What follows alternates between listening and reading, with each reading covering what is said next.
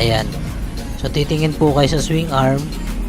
Titingnan nyo po yung magkabilang swing arm kung parehas sila ng clearance. Ngayon pagkatapos mong tingnan dyan, titingin ka rin dyan sa kadena kung diretso. So hindi dapat pwede na sa swing arm ka lang titingin. Dapat titingin ka rin sa kadena kung diretso na siya. Hi, magandang araw muli sa inyo mga idol. So ang tutorial po natin ngayon kung paano po ang tamang pagbawas ng kadena. So ang tamang pagbawas po ng kadena ay ituturo ko sa inyo maya maya lang. Ngayon, ano nga ba ang palatandaan para tayo ay magbawas na ng kadena? So ang palatandaan po mga idol, sobrang luwag na po. At saka kung makikita nyo rito sa may bandang ilalim, ito po. So ayan, kung makikita nyo yung mga lodi, sagad na po siya. Saka yung adjustan niya ng kadena, sagad na. So kailangan na po talaga siyang putulan. So ayan, ang gamit ko po mga lodi ng pagputol ay, so dapat meron po kayong long nose. Tapos itong number 22, gamit ko po ito doon sa kabila.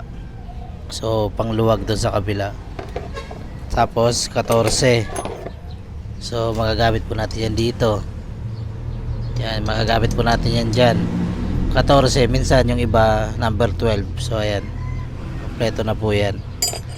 At ang pinaka importante, ito, pamputol ng kadena. So dapat meron kayo nito. Kung wala, so mahihirapan po kayo na magbawas ng kadena. So ayan idol. At ito rin, kailangan natin to 19 na open para pang higpit dito.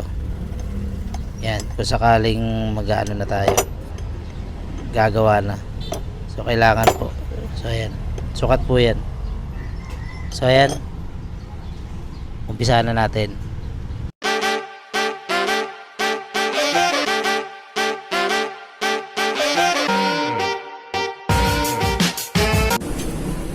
Ayan na po, umpisahan na po natin. Luluwagan na po natin ang ehe niya na tornilyo. Ang gamit ko dyan ay 22. Ayan. Tapos yung pinaka adjuster niya ng kadena, luluwagan din natin mga lodi.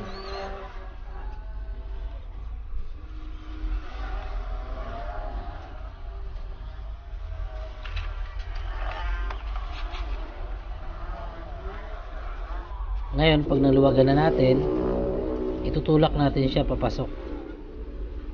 So luluwagan mo natin, ayan, tulak natin papasok para sumagad na siya yung pinaka space niya kanina, yung pinakita ko nung una.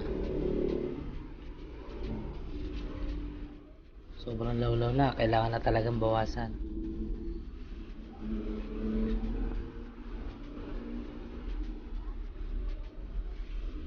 Ngayon hahanapin natin mga lodi yung pinakadugtungan niya.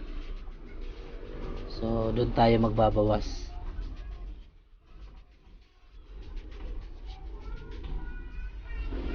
Ayan yung dugtungan niya. Ang gamit ko dyan ay long nose. So tingnan nyo lang po kung paano ko ginawa.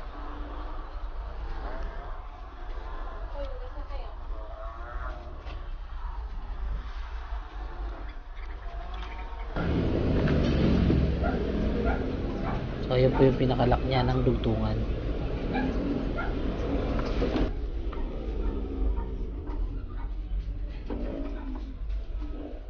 Meron pa po yung stopper.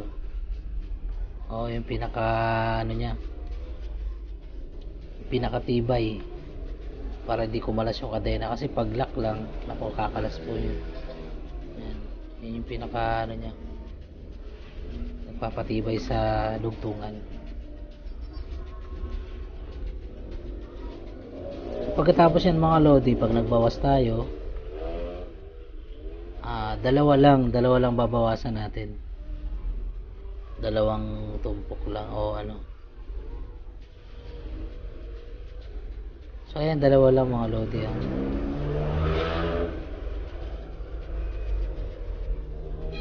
So ayan, ganyan lang po, hindi po pwedeng mahaba kasi baka di na pumasok yan sa sprocket natin mga lodi, baka kumapos. So ayan, tutok nyo lang yan.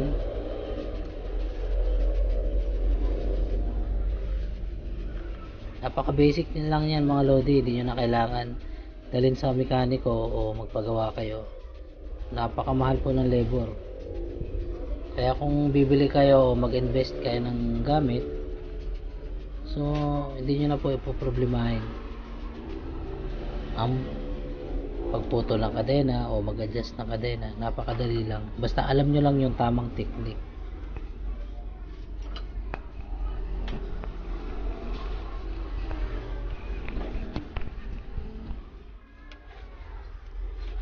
So kailangan pakanan yung ikot.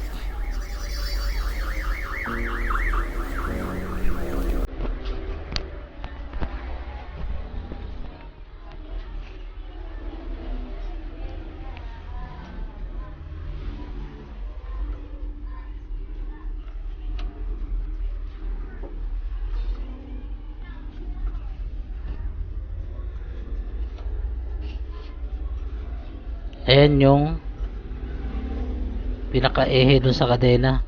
So yun yung tinanggal natin para maputol siya.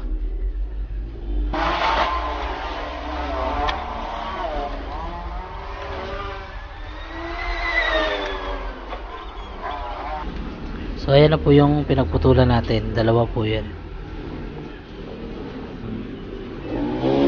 Ayan yun o kanina.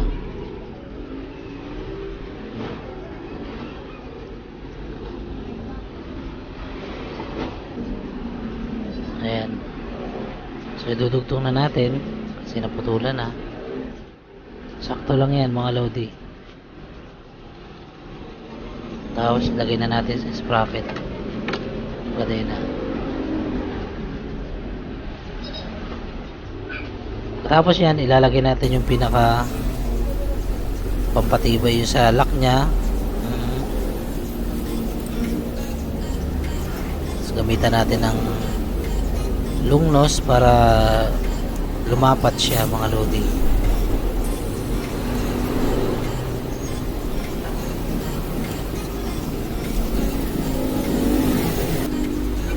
Tapos ayan yung pinaka-lock. Ngayon ang pag-align niyan lodi sa kadena, kailangan nasa tama po, kasi pag mali po yung pag-align nyo ng kadena mamaya, so maganit po yung ikot ng gulong nyo. So kung wala po sa align, ganun po yun. So ito po yun.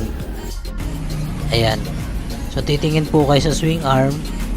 Titingnan nyo po yung magkabilang swing arm kung parehas sila ng clearance. Ngayon pagkatapos mong tingnan dyan, titingin ka rin dyan sa kadena kung diretso. So hindi dapat pwede na sa swing arm ka lang titingin, dapat titingin ka rin sa kadena kung diretso na siya. Kasi kung baluktot po yung kadena, so mali po yung pag-align nyo. Sablay, sisirain po ang sprocket nyo at sa kadena. So kailangan nasa align po yan, kagaya nito. Ayan, diretso po, hindi po dapat bumaluktot yan. So ayan, hindi po basihan yung adjuster dyan kasi yung iba, so ayun, yung iba kasi mga lodi, dun sila bumabase sa adjuster, pinaparehas nila kung nag-a-adjust sila, pinaparehas. So hindi po ron, dapat tumingin po kayo sa kadena, kailangan diretso. Tapos sa swing arm, kailangan parehas ng clearance. Yun na po. Pag nakuha nyo yun mga lodi, okay na po yun. Ang ganda na po ng ikot ng gulong natin. So hindi na po siya maganit. So ayan lodi, kung nagustuhan mo po ang video ko, so huwag mo na kalimutan mag-like, mag-subscribe para updated ka sa mga video na ilalabas ko sa hinaharap. So ayan, thanks for watching.